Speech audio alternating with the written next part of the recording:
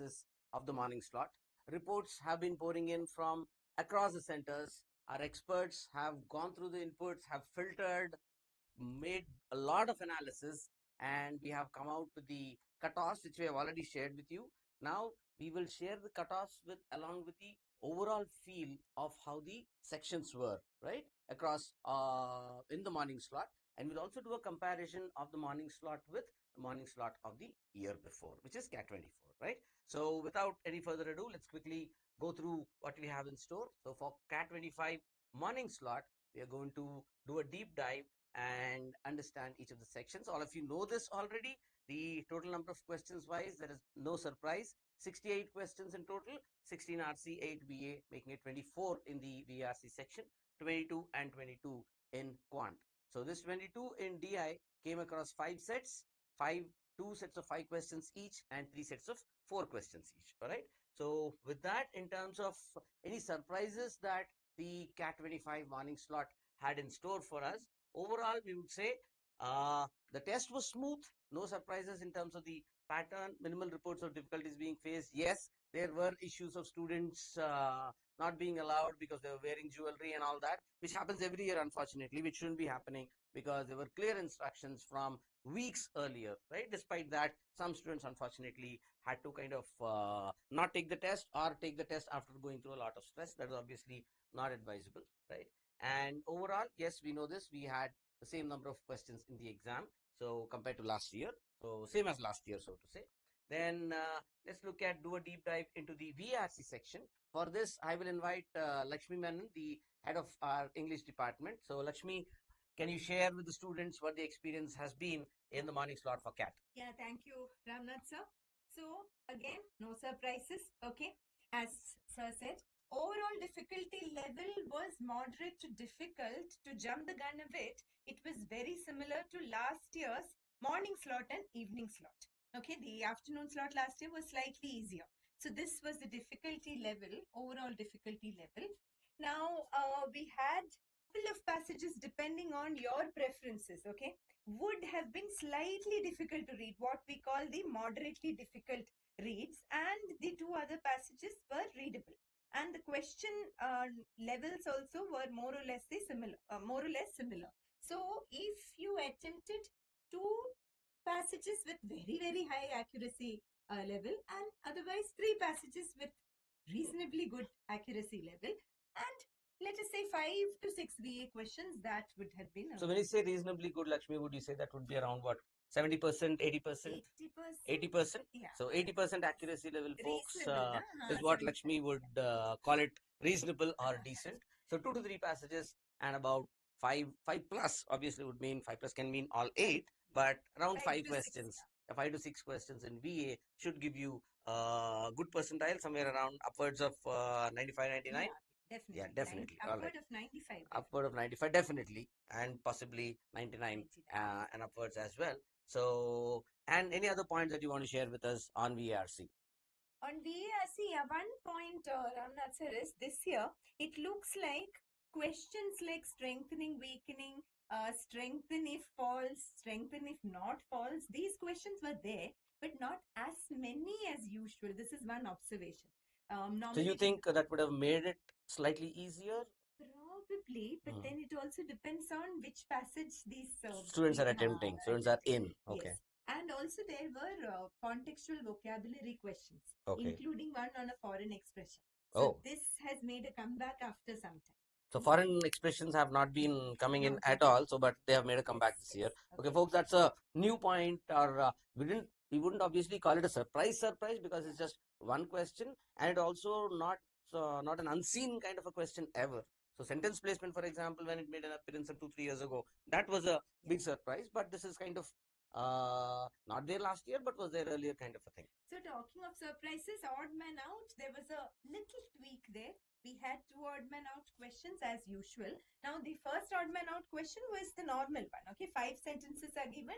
Which one does not fit into the para? So you have to type the number of the odd sentence. The second question was, you have to eliminate the odd man, do a para formation, and that order needs to be put in. The order needs to be typed in. Yeah. So those who have been listening to us, especially, we keep telling when you do odd man out, please do a PFQ first. Sometimes in our videos, students ask us, why are you doing PFQ? Here is the answer. Okay. The answer is to be, therefore, the student needs to be able to make a proper sequence, and while doing that, eliminate the odd one clearly and easily. So here, one of the questions tested asked for the odd one that was eliminated, and the other asked for the order of the passages after elimination of the odd statement. All right. So if you didn't read the question properly, you would have the instructions properly, then that would have meant trouble. All right. So which is what I think we're going to talk about here. And the penultimate point here says that there were the interspersed, meaning it's not that all RC passages were given followed by verbal ability questions. There was a mix and match. This is again. Last year it was a surprise, but this year it was not. Yeah. So essentially not a surprise, but in terms of overall readiness, one needs to kind of pick and choose what to go. Don't kind of jump into the next question that comes on your screen. But if you want to do that, you do that. Otherwise, you eliminate it and go with whatever your attempt strategy or test taking strategy was on that day. All right. So that is the overall detail about the difficulty level and overall info and insight into the pattern or the toughness, the kind of section that we have seen in VARC. And now we will look at the cutoffs. So cutoffs wise, Lakshmi ma'am, the number seems to be very similar to what we have seen last year in slot 1. If you look at it overall, if you take all the slots together, then and if we compare this to the overall scenario, I think it's very similar. So folks, but for a mark or two here and there, overall the VARC section of CAT 25 morning slot is very, very similar to the VARC section of CAT 24 morning slot with not much of surprises. The only standalone point could be that PFQs were missing last year, which made a comeback this year. But for that, there's not much of a difference. So those of you who kind of did a good preparation based on the previous papers would kind of like it that the paper did not really throw too many surprises. And I think with that, we will thank Lakshmi ma'am for sharing her insights with us.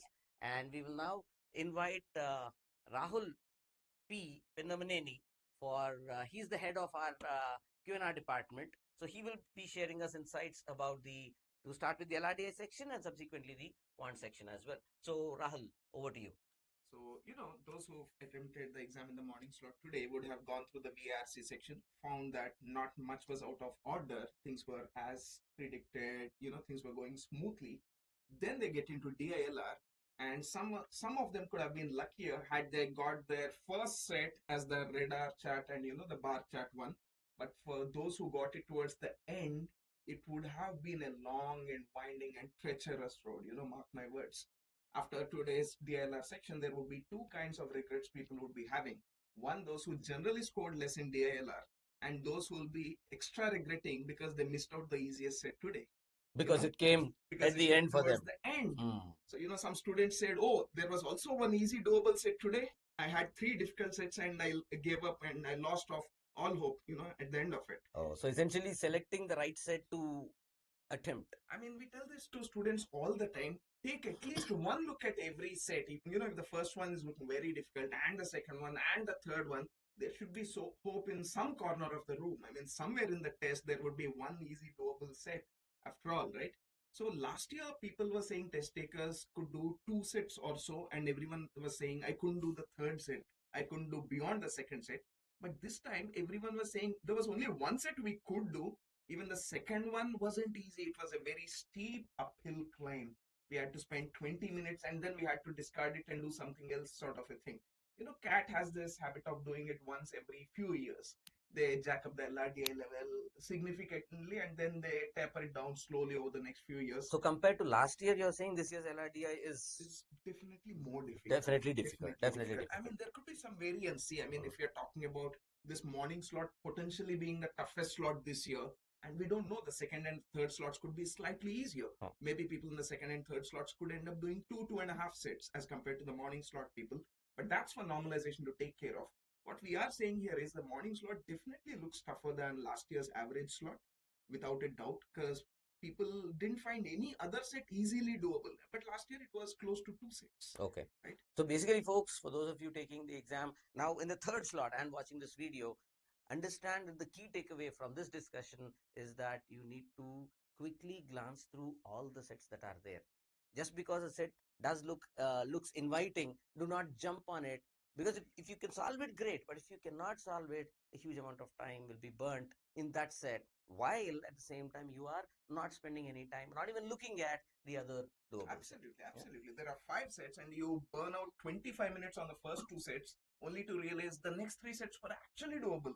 And now I have no time with me. Time is currency in the exam. Don't forget Absolutely. that, Be guys. very, very selective in your set selection. Set selection for attempting in the exam. All right. So with that, we will now move to the analysis of DALR. So 14 to 16 marks is what we are saying would help you clear the sectional cutoff. So which means 15 questions roughly, which means around 15 marks, I mean, which means around 5 questions. All right. So for 95 percentile, 21 to 23, and for 99 percentile, 30 to 32. 30 to 32 would mean around 10 questions, right? So 10 questions would mean your number of attempts should be higher, around 13, 14, 15 attempts is what, because after having accounted for the incorrect questions, that is where you would likely be ending up, right? So this is how the DLR section looks. So Rahul, without for any further ado, let's quickly jump into the quant section. So can you share what happened in quant? So LRDI was the tougher section, sandwiched between the more predictable sections, VARC as well as quant. Quant also people did not find it very challenging. The only complaint some people would have had was quant felt lengthy. But that has been the case for the last few years. Right. We've had arithmetic questions which are like 5 lines long, 6 lines long, and all that. So this time also, something interesting CAT has been doing the last few years is they're cooking up a concoction of multiple topics. They're not going to give you a question only on simple interest, compound interest. They'll give you a question on simple interest, compound interest, along with simple equations. So even today, that's what they did. There was one question on indices as well as progressions. They were combining. There were at least 3, 4 such questions. They combined one question on inequalities and logarithms. Is it in inequalities? Is it in logarithms? You don't know, right? So they've been doing that because maybe they're running out of straight concepts that they can So that hit students combination on. essentially makes it very important for students to not neglect any particular chapter just because Absolutely. you are not comfortable with a chapter. If you neglect it, and then in the exam you see that there is a question which comes from your favorite chapter along with a concept from this Absolutely. chapter that you have left out. Today, for example, we did not see any straight questions from time, speed, distance, but we saw a question from time, speed, distance, and progressions combined. So anyone who thought this is a time and distance question, no, bam, it's not time and distance straight away. So nowadays they are innovating a lot, quite a bit. What it also does is this question standalone would have been an easy question or a moderate minus question. This question would have been an easy question. You combine the two, you them. marry the two, and it becomes a moderate to difficult kind of a question. It will be more mentally draining, more steps involved for sure, right? Obviously, they can't invent new math concepts at high school level, which CAT really tries to test on. So they are looking for ways to make the same thing more convoluted, more complicated. Correct. So essentially, the key takeaway from this is do not neglect all the areas. I mean, particularly if you are now looking at this video and targeting CAT 26 or any subsequent CATs, make sure to not neglect any specific chapter just because you're not too comfortable in it. Make sure to get to a basic minimum level so that at least some easier questions from those can be answered. And particularly in cases like this where there is a mixture of concepts, you will be able to attempt the question. All right. And then in terms of topics and concepts that are missing. So, I mean, last year and all we've seen, in most years, we see about, one question from Venn diagrams once in a while, but Venn diagrams is completely missing this time. Graphs is completely missing. If you look at CAT 2024, in every slot, there were 1 to 2 difficult questions from algebra, be it from functions, be it nothing of that sort today. I mean, all 22 were doable if you just had 20 more minutes or 30 more minutes kind of a thing. So, do you say it is slightly more difficult because they are lengthier, or do you say they are easy because there are no very difficult questions? The truth lies somewhere in between, honestly. It's close to last year, but slightly lengthier kind of a thing. If people have gotten too used to the pattern of last year and the year before that, 23 was a very, very difficult quant section. People could end up placing or scoring slightly higher, but we are pegging it somewhere close. so Right? talking about picking the numbers, let's look at cutoffs here. Overall, we are saying that it is similar to last year's slot one, which means the cutoffs should also talk more or less the same values. So if you look at the numbers, these cutoffs are very, very similar to just maybe 1 mark here and there, just very, very similar to the numbers that we have seen I think that last should year, be pretty right? close. So let's quickly now jump to the overall analysis, overall cutoffs in terms of what is it that we have. Overall, broadly, we know we are saying broadly similar QA and VRC sections compared to the last year's first lot. And then we have a tougher LRDA clearly, and therefore a key to a better performance would be keeping an open mind during question selection. Do not jump in into the first question or a first set that you come across in the exam, right? So moving on to overall cutoffs, we are saying across the 3 key percentiles, 90, 95 and 99, we are saying 99 percentile would be at around 88 marks. For 88 marks, you need to be around at around 40%, 40 attempts with around 80% accuracy is what would get you a score of 88, which could fetch you a 99 percentile. And 90% at the other end, at the 90 percentile range, around 24 attempts. Remember, folks, only 10% of the people get 90 percentile or more, right? And to get 10%, so to be in this 10%, you need to get 24 questions, attempt 24 questions out of 68, which is not even half the paper. So for those of you thinking that the CAT has 68 questions and I need to attempt them in 120 minutes, not even a minute per question, you should not be looking at it that way. You look at, let's say, I need to attempt 24 questions and I have 120 minutes, which means I have 5 minutes per question. So that will change the perspective with which you will look at the exam. From under 2 minutes a question, you are now up to 5 minutes a question. So if you look at it that way, it means you would be able to, you are kind of on the path, in the direction, moving in the direction to get to 90 percentile plus. And I reiterate, only 10% of the school students, obviously mathematically, get 90 percentile or more. Right? You need to be in the 10%, which means you need to have the right perspective to attend the exam. So particularly for those of you who are watching this video with CAT 26 or beyond in mind, keep that right perspective in your mind. All right. So with this, we will end this session, and as lined up for you during the day, we have the CAT percentile estimator. So if you have given the CAT exam today, go to our CAT percentiler and get your CAT percentile estimate today. You don't need to wait till the response sheets are out. You don't need to wait till the CAT percentiles, actual CAT percentiles are out. You can get an estimate of your performance today using our CAT percentile estimator. Input your number of attempts, which you should know, and also an estimated accuracy percentage. We hope it will be in the higher 80s, if not 90s, right? Input those numbers and get an estimate of what your percentile could look like once the actual results come out. And we are out with the first cut analysis. The written analysis is put up. Multiple videos are also already available.